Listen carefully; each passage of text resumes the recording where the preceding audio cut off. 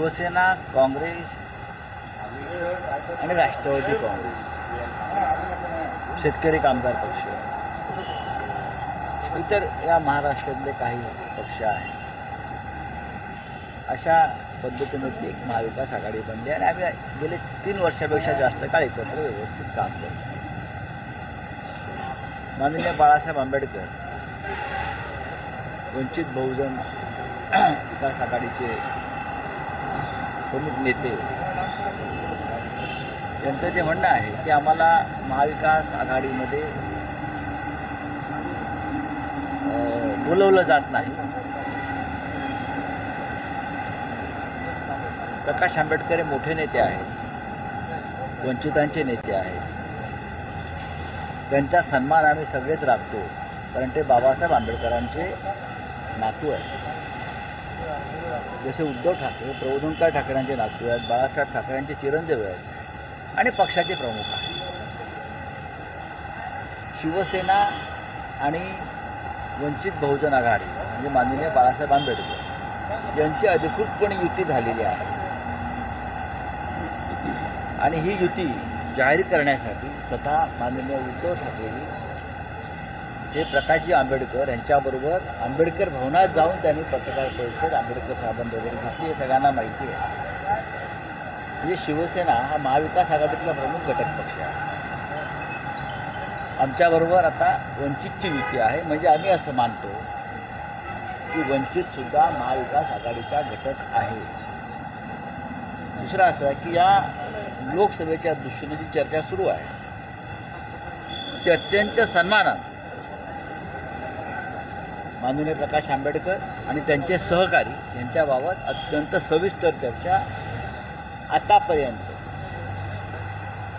किमान 6 ते 7 वेळा झालेली आणि ते सकारात्मक. स्वतः माननीय प्रकाश आंबेडकर आणि शरद पवार साहेब बसलेले आहेत. माननीय उद्धव ठाकरे आणि प्रकाश आंबेडकर यांची चर्चा एकत्र बसून झालेली आहे. काही निर्णय झालेले आहेत आणि मला पूर्ण खात्री आहे की या महाराष्ट्रातली आंबेडकरी विचारांची घंटा ही कोणत्याही परिस्थितीमध्ये डॉक्टर आंबेडकरांच्या संविधानाची नासधूस करून राज्य करणाऱ्या मोदींना पाठिंबा देणार नाही. आणि प्रकाश आंबेडकरजींचा सुद्धा हाच ठाम विचार आहे. काही झालं तरी या देशामध्ये संविधानाचं रक्षण व्हायला पाहिजे. डॉक्टर आंबेडकरांच्या भूमिकांचं विचारांचं रक्षण व्हायला पाहिजे. त्यांच्या जर आपण सभा पाहिल्या सातत्यानं त्यांनी हाच विचार त्यांच्या लोकांसमोर मांडलेला आहे. आणि म्हणूनच आम्ही सगळे समविचारी पक्ष हे माननीय बाळासाहेब आंबेडकर यांना एकत्र घेऊन सन्मानानं महाराष्ट्रात पुढे जाणार आहोत. लवकरच तुम्हाला निर्णय लागेल. एक नक्की या महाविकास आघाडीमध्ये एकमत नक्की आहे की अकोल्याची जागा ही परंपरेनं माननीय प्रकाश आंबेडकरच लढतात आणि त्यांनीच ती लढा. आम्ही सगळे त्यांच्या पाठीशी आहोत. आणि याशिवाय आणखी आपल्याला कोणत्या जागेवर वंचितचे उमेदवार उभे करता येतील एकमेकांच्या मदतीने त्या चर्चा जवळजवळ शेवटच्या टप्प्यात आली. लोकसभेच्या जागेसाठी आज तुम्ही दिल्लीला देखील जाणार आहे. लोकसभेच्या जागेसाठी असं नाही, मुंबईतल्या चर्चा मुंबईतच होतात. पण काँग्रेसच्या बाबतीमध्ये आमची भूमिका अशी राहिली की काँग्रेसचा हायकमांड दिल्लीत आहे. काँग्रेसच्या इकडल्या नेत्यांना वारंवार एकेका जागासाठी उठून दिल्लीत जायला लागू नये ही आम्ही त्यांची सोय पाहतो. प्रत्येक जागेसाठी काही वाद झाला तर दिल्लीत जावं त्यांना लागतं. जसं भारतीय जनता पक्ष आहे, शिंदे गट आहे, अजित पवार गट आहे, त्यांचा हायकमांड दिल्लीत आहे. पूर्वी शिवसेनेचं हायकमांड आमच्या हे मुंबईत आहे. उद्धव ठाकरे साहेब मुंबईत, बाळासाहेब मुंबईत. आता शिंदे गटाचा हायकमांड अमित शहा किंवा मोदी जे असतील, नड्डाजी हे शिंदे गटाचा हायकमांड आहे. त्या तिथे जाऊन विचारा. आता अजित पवारांच्या संदर्भात काही महायुतीत चर्चा असेल त्यांना दिल्लीत अमित शहाना जाऊन भेटावं लागेल किंवा त्यांना JP नड्डांना जाऊन भेटावं लागेल, त्यांना विनोद तावडेंना जाऊन भेटावं लागेल. या सगळ्यांना आमचं तसं नाही आहे. आमचं सगळं जे आहे त्या महाराष्ट्रामध्ये आहे. काँग्रेसचं हायकमांड दिल्लीत असल्यामुळे आम्ही असं ठरवलं की सगळे एकत्र बसलो आपण दिल्लीमध्ये. आमचा निर्णय काँग्रेस आणि राष्ट्रवादीचा निर्णय झालेला आहे. काँग्रेस आणि राष्ट्रवादीचा निर्णय झालेला आहे. वंचित आणि आमची चर्चा महाराष्ट्रातच होती, त्यांना दिल्लीत द्यायची गरज नाही. आम्ही परत शेवटी मुंबईतच बसायचं आहे. ही त्यांची सोय, आमची नाही. राऊत साहेब पण आमचं संपूर्ण काही राज्यातच आहे. राऊत साहेब पण दक्षिण मुंबईतल्या जागेवर मिलिंद देवरा यांनी दावा केलेला आहे. त्यावरून कुठेतरी एक ठिणगी अजिबात नाही. कसल्या ठिणग्या पडतात? अशा ठिणग्या वगैरे पडतात का? दक्षिण मुंबईची जागा ही शिवसेनेचे खासदार अरविंद सावंत त्या जागेचं प्रतिनिधित्व करत आहेत गेल्या 2 टर्मपासून. हे गेले 10 वर्ष ती जागा शिवसेना लढते आणि जिंकते, हे आपल्याला माहीत असेल. पण मिलिंद देवरा पण त्या जागेसाठी मला माहीत नाही. काँग्रेसकडून अधिकृतपणे त्या जागेसाठी काही चर्चा झाल्याचं माझ्याकडे माहिती नाही. साहेब पण जाणार आहेत अजून कोण पाहूयात, तुम्हाला कळेल. राज्यातल्या तलाठी भरतीमध्ये घोटाळा समोर आलेला आहे. विरोधकांनी हल्लाबोल केला, मात्र फडणवीस म्हणतात की विरोधकांनी पुरावे द्यावेत मगच ती प्रक्रिया रद्द होईल. देवेंद्र फडणवीसांनी एकदा जो एव्हिडन्स ॲक्ट आहे तो वाचावा. पुराव्याची व्याख्या त्यांनी नवीन काय बनवली का? देशाचं संविधान बदललं आहे का? आणि पुरावा म्हणजे काय? सत्य हा पुरावा असू शकत नाही का? सत्य हा सगळ्यात मोठा पुरावा असतो. जर संघ परिवाराला सत्य हा पुरावा वाटत नसेल तर त्यांनी ठिकठिकाणी नवीन कब्रस्थानं खोदावीत आणि तिथे सत्य पुरावं. ते आम्ही सत्य मानत नाही. एवढे शेकडो तलाठ्यांची तलाठी होणारी मुलं ते रस्त्यावरती उतरत आहेत. विरोधी पक्ष आवाज देतो आहे, पुरावे देतो आहे.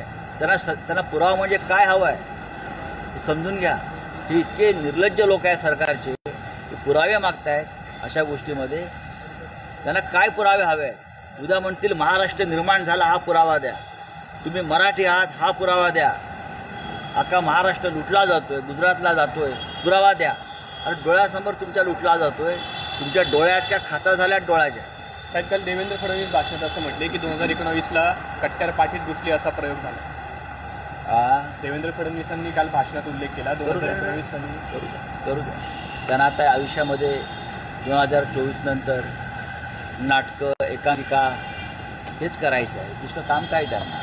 साहेब येत्या 2-3 दिवसात साहेब अपात्रतेवर निकाल येण्याची शक्यता आहे. येत्या 2-3 दिवसात अपात्रतेवर निकाल येण्याची शक्यता आहे. आणि तो शिंदे गटाच्या बाजूने लागेल अशा पद्धतीचं सुतोवाच खरं तर गुलाबराव पाटील त्याला घेऊन आहेत. एक लक्षात घ्या, या देशातली न्याय व्यवस्था किती गंभीर अवस्थेला पोचली आहे. नार्वेकर जे आहेत ते अचानक आजारी पडले. आता ते अचानक बरे झाले. बरे झाल्यावरती ताबडतोब जाऊन मुख्यमंत्र्यांना भेटले. म्हणजे न्यायालयाच्या न्यायमूर्तींना ज्यांना आपण ट्रायब्युनल म्हणतो, ज्याने न्याय द्यायचा आहे तो आरोपीच्या घरी जाऊन भेटला गंडेदाराला. ही आपली न्याय व्यवस्था. म्हणून डॉक्टर आंबेडकरांचं संविधान धोक्यात आहे असं आम्ही म्हणतो की न्यायमूर्ती ज्याच्यावर न्याय करण्याची जबाबदारी सर्वोच्च न्यायालयानं सोपवलेली आहे, तो न्यायमूर्ती उठतो, गाडीत बसतो आणि आरोपीच्या घरी जातो आणि आरोपीबरोबर चहापान करतो आणि हसत बाहेर पडतो. ही या देशाची अवस्था आहे. रत्नागिरी सिंधुदुर्गच्या जागेवरून महायुतीमध्ये खरं तर वाद सुरू आहे. आज एकनाथ शिंदे जात आहेत तिथे. कुठेतरी आपल्या उमेदवाराला दिलासा मिळू शकेल दोघांच्या? मला असं वाटतं शिंदे गटाने महाराष्ट्राच्या 48 जागा लढायला पाहिजे आणि अजित पवारांच्या गटानेही तितक्या जागा लढल्या पाहिजे स्वतंत्रपणे. म्हणजे आपण कुठे आहोत हे त्यांना कळेल. जनता कोणाबरोबर आहे समजून घ्यावं त्यांना. साहेब, 12 जानेवारीला नरेंद्र मोदी नाशिक दौऱ्यावरती आहेत. काय मोदींकडून अपेक्षा आहेत? काय नाशिककरांनी अपेक्षा व्यक्त करा. नरेंद्र मोदी देशाचे प्रधानमंत्री आहेत आणि त्यांनी देशाच्या प्रधानमंत्र्यासारखं वागावं एवढंच आमची अपेक्षा आहे. मुंबई पोलीस दलातील काही महिला पोलीस शिपाई आहेत, त्यांनी लेटर बॉम्ब टाकलेला आहे. निर्यात बंदीमुळे अनेक मुलांचे लग्न रखडलेले आहे. शेतकऱ्यांचं मोठं नुकसान झालं. प्रधानमंत्री मोदी येत आहेत 12 तारखेला. आपण जे म्हटलं, प्रधानमंत्री मोदी 12 तारखेला नाशिकला येत आहेत. सगळ्यात मोठा कांद्याचा प्रश्न याच भागामध्ये आहे, उत्तर महाराष्ट्रात. माझी अशी अपेक्षा आहे की जे अश्रू आहेत शेतकऱ्यांचे आणि हा जो प्रश्न आहे घराघरातला सामाजिक, हा मोदींपर्यंत भारतीय जनता पक्षाचे जे लोक आहेत त्यांनी पोचवावा आणि मोदींनी त्याच्यात निर्णय घ्यावा. साहेब, मनोज जरांगे पाटलांनी अजित पवारांवर निशाणा साधलेला आहे. काल ज्या पद्धतीने अजित पवार यांनी जरांगेंना इशारा दिलेला होता कायदा आणि सुव्यवस्थेच्या प्रश्नासंदर्भात, त्यानंतर भुजबळांचा चेहरा पुढे आणण्यामागे अजित पवारांचाच हात असल्याचं जरांगेंचं म्हणणं आहे. मला असं वाटतं की जरांगे आणि अजित पवार यांच्यातला जो एक संघर्ष चालू आहे त्याच्यामध्ये जरांगे उत्तरं देण्यास आणि आपली बाजू भक्कमपणे मांडण्यास समर्थ आहे. साहेब, आताच्या मुख्यमंत्र्यांना मानेच्या पट्ट्याची गरज नाही असं देवेंद्र फडणवीसांनी अप्रत्यक्षरित्या बरोबर आहे. त्यांच्या गळ्यात जो दिल्लीचा पट्टा बांधलेला आहे सध्या, मानेचा पट्टा हा एक आजार असतो. असे आजार अनेकांना होत असतात. अमित शाही आजारी असतात, मोदी आजारी पडू शकतात. पण त्या मानेच्या पट्ट्यापेक्षा त्यांच्या गळ्यात जो दिल्लीच्या गुलामीचा पट्टा घातलेला आहे ना, तो महाराष्ट्राला वेदना देणार. या राज्याच्या मुख्यमंत्र्यांच्या गळ्यात एक पट्टा बांधला आहे आणि दिल्ली त्या पट्ट्याला खेळवत बसली आहे. साहेब, मुंबई पोलीस दलातील काही